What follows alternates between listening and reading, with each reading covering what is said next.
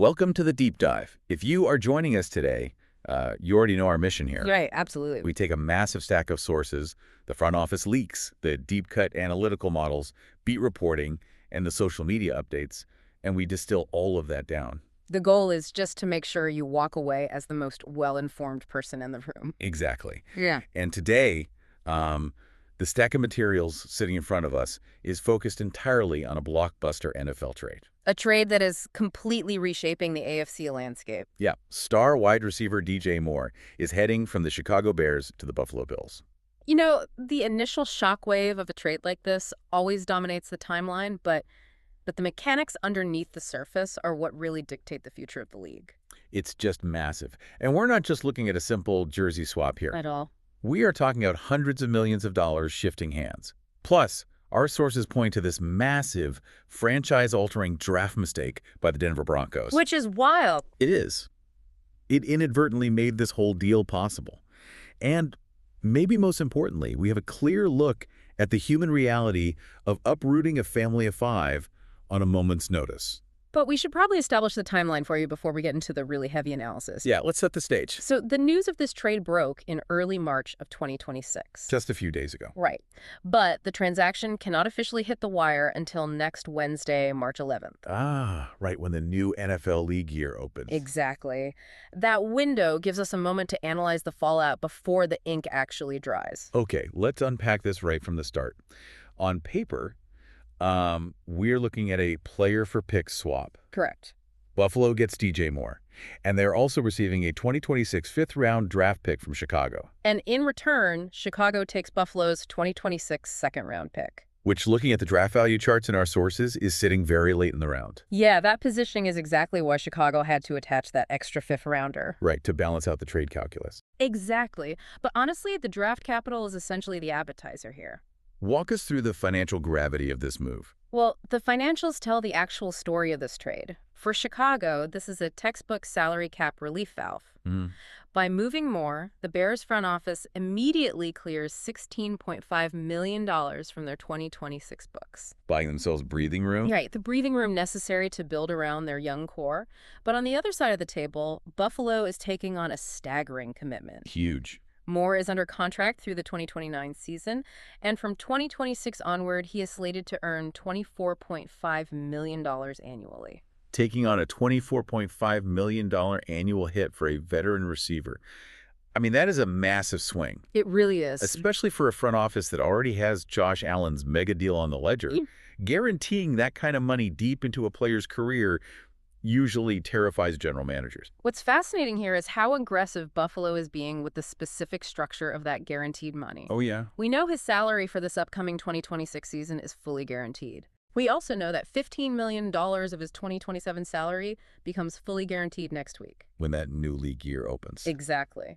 But the definitive signal of Buffalo's intent came from Moore's agent, Drew Rosenhaus. Right. He confirmed to reporters that the Bills will also guarantee $15.5 million of Moore's 2028 salary. Which is just an incredible statement. Guaranteeing $15.5 million 3 years down the road. Yeah.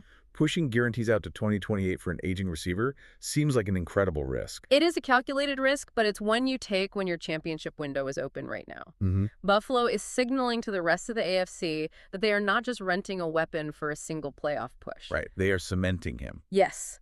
By locking in that 2028 money, they are cementing DJ Moore as a foundational pillar of their offense. They are maximizing the prime years of Josh Allen. And accepting that back-end financial risk as the cost of doing business in a Super Bowl arms race. Precisely. Put yourself in Buffalo's shoes for a second. Try to imagine the offensive bottleneck this front office has been trying to solve. It's been a struggle. Ever since they traded Stephon Diggs to the Houston Texans 2 off-seasons ago, the Bills have been desperately trying to replace that alpha production. They assembled a functional room, sure. Right. They have Khalil Shakir operating efficiently. They brought in Keon Coleman, Joshua Palmer, and Curtis Samuel. And those are viable NFL players. But none of them demand double teams. None of them force a defensive coordinator to scrap his entire game plan on a Tuesday. They needed a focal point. They possess complementary pieces but lack the primary engine. Moore provides that established top-tier production. Yes, he brings 8 years of NFL experience. And 4 1,000-yard seasons to the table. But the critical variable in our sources, the detail that transforms this from a good trade to a perfect fit, is the presence of Bills offensive coordinator Joe Brady. We know they crossed paths in the Carolina Panthers organization. They did. They were together for the 2020 and 2021 seasons when Brady was calling the plays down there. So how did Moore actually function within Brady's specific system? He was incredibly efficient. During those 2 seasons under Joe Brady, Moore recorded back-to-back 1,000-yard campaigns. The standout metric from our sources is from the 2020 season. Oh, the yards per reception. Yeah, he averaged 18.1 yards per reception. He wasn't just catching volume underneath. No, he was operating as a legitimate 3-level threat. He could win off the line of scrimmage, find the soft spots in the intermediate zones, and blow the top off the defense. So what does this all mean for the Bills' offense this September? It dictates a drastically reduced learning curve. The primary friction point of a blockbuster trade is usually that integration phase. Right, learning the vernacular, the playbook. Understanding the route conversions, building trust with the play caller, Moore bypasses almost all of that. Because he already speaks Joe Brady's language. Exactly. And Brady already has a catalog of passing concepts designed specifically for Moore's skill set. And former Bears fullback Jason McKee was quoted in our sources assessing Moore's current physical state. Yeah, he noted that Moore still has plenty of meat left on the bone. If he is still in his physical prime, plugging him into an offense where he already knows the scheme while upgrading his quarterback to Josh Allen makes Buffalo an incredibly dangerous proposition in the AFC. Unquestionably. But let's flip the board. Here's where it gets really interesting.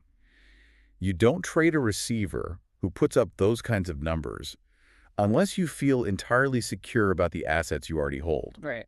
Why did Chicago's front office feel comfortable pulling the trigger? The confidence to execute this trade originates directly from Chicago's 2025 draft class. Okay. Specifically, their second-round pick, 39th overall, Luther Burden III, out of Missouri. Burden passed the eye test immediately. I remember watching that back-and-forth matchup against the San Francisco 49ers. That was a defining game. The offense was struggling to find a rhythm, and Burden just took over. He looked uncoverable. And the internal data backs up that eye test. The scouting consensus on Burden had him hovering between the first and second round. So securing him at pick 39 yielded massive surplus value for Chicago. Huge value.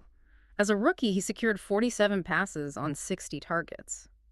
But the compelling narrative in our sources is his second-half trajectory. Oh, once he returned from that early injury, his target share expanded dramatically. And that game against the 49ers you mentioned resulted in 8 catches for 138 yards. And he stacked multiple 100-yard games down the stretch. So suddenly, the Bears evaluate their roster and realize they have an incredibly potent, cost-controlled young core. They have Burden producing like a true WR1. They have their 2024 first-round pick, Rome Odunze, And they have Colston Loveland, who our sources project as a premier tight end in the making. having 3 high-upside playmakers on rookie contracts provides a front office with immense optionality. It allowed them to look at DJ Moore's $24.5 million salary and realize they could reallocate those resources. Wow. But if we connect this to the bigger picture, Luther Burden falling to the 39th pick was not just a stroke of luck for the Bears. No. It was the direct consequence of a monumental miscalculation by the Denver Broncos. The Denver angle is an exercise in pure irony. Picture the Broncos draft room in 2025. They are on the clock at pick number 20. Luther Burden III is sitting right there at the top of the board. The sources note he even took a formal pre-draft visit to Denver. The fit seemed obvious. Yet the Broncos bypass him entirely to draft a cornerback out of Texas named J.D. Barron. And the immediate returns on that decision have been incredibly poor. Barron played very sparingly during his rookie campaign. One of the analysts in our sources explicitly labels his forward projection as a question mark at best. Denver's front office believed they were securing a lockdown defender, but they completely misread the board and whiffed on Burden. And the sting of that draft miss is compounded by Denver's current roster construction. Oh, definitely. They have spent the last 2 seasons desperately trying to find a reliable perimeter weapon for their quarterback, Bo Nix. They struck out attempting to trade for Stephon Diggs. They struck out, attempting to pry Jalen Waddle away.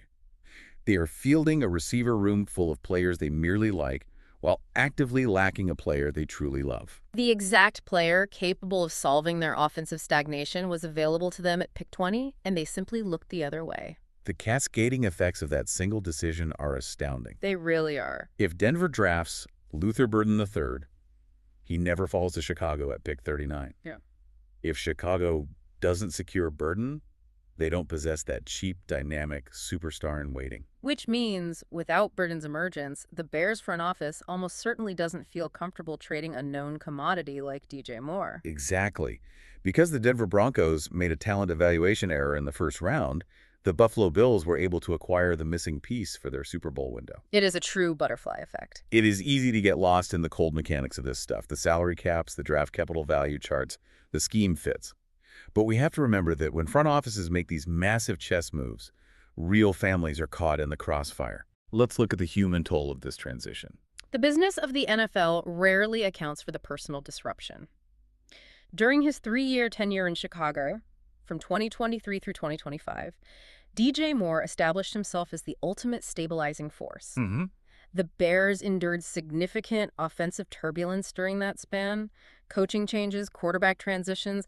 Through all of that instability, Moore was a constant. Break down the actual production during that Chicago window. We know he was reliable, but what were the hard numbers? He was available for every single snap. He played in all 51 possible games over those 3 seasons. Wow. Amidst all the chaos surrounding him, he accumulated 244 receptions, 3,012 receiving yards, and 22 total touchdowns. He developed an immediate rapport with Caleb Williams. And maintained an elite standard of professionalism when the infrastructure around him was faltering. And now that reliability is rewarded with an abrupt relocation.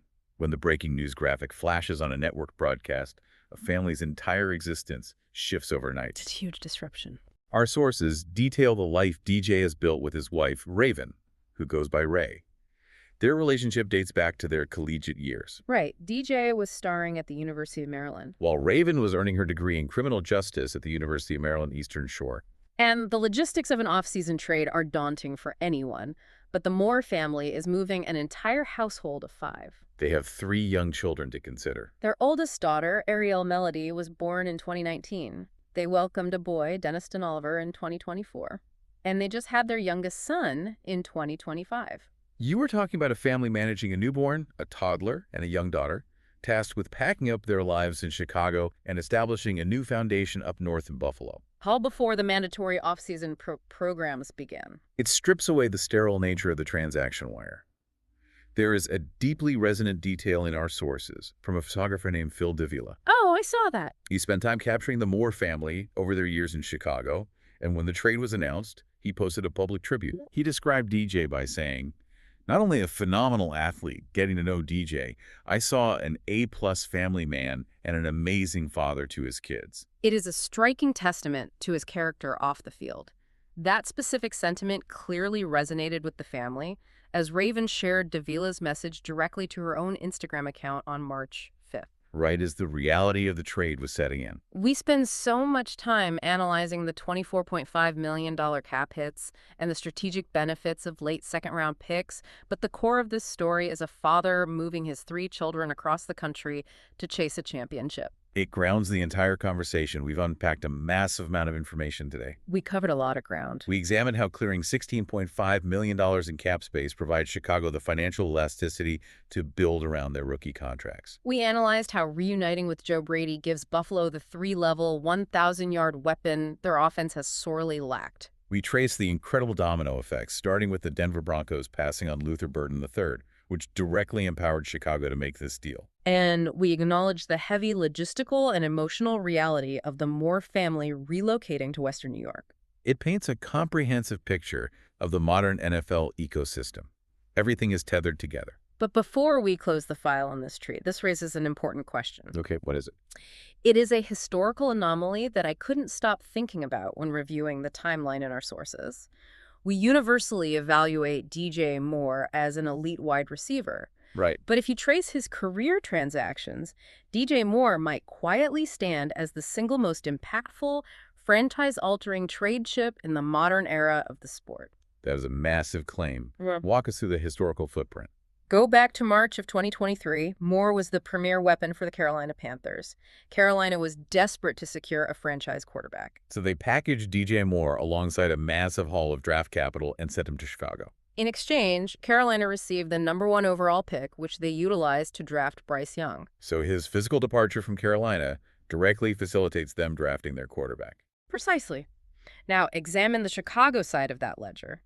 In return for parting with that number one overall pick, the Bears acquired more, but they also acquired Carolina's future 2024 first-round pick. And because Carolina's season subsequently collapsed, that future pick materialized into the number one overall pick in 2024. Chicago used that asset to draft Caleb Williams. Yes. Moore's presence in the initial trade directly resulted in Chicago securing their own franchise quarterback. The compounding value of that single 2023 transaction is staggering. And the cycle continues today. Moore is traded once again, this time to Buffalo, specifically engineered to be the missing piece for superstar quarterback Josh Allen. Wow. The Bills are betting $15.5 million in 2028, guaranteed money that Moore will be the catalyst that defines the rest of the Josh Allen era. The gravity of that is wild. I want you to really ponder the weight of that reality. DJ Moore is not simply running routes and catching passes. His physical transfers from one roster to another over the last 4 years have systematically dictated the franchise quarterback situations for 3 entirely separate organizations. He gave Carolina the capital for Bryce Young. He secured the draft slot for Caleb Williams in Chicago. And he is now the defining variable for Josh Allen in Buffalo. There is not a single non-quarterback in professional football who has exerted a larger gravitational pull on the league's quarterback landscape than DJ Moore. That is the exact type of macro-level insight that makes digging through these sources so incredibly rewarding. You start the day looking at a standard transaction alert on your phone, and you end up uncovering the invisible architecture that dictates the future of the entire league. Exactly. Thank you for joining us on this deep dive today. We hope you walk away equipped with a completely new perspective on the financial, strategic, and human elements required to execute a blockbuster trade. Keep questioning the headlines, keep looking for those hidden connections, and we will catch you on the next deep dive.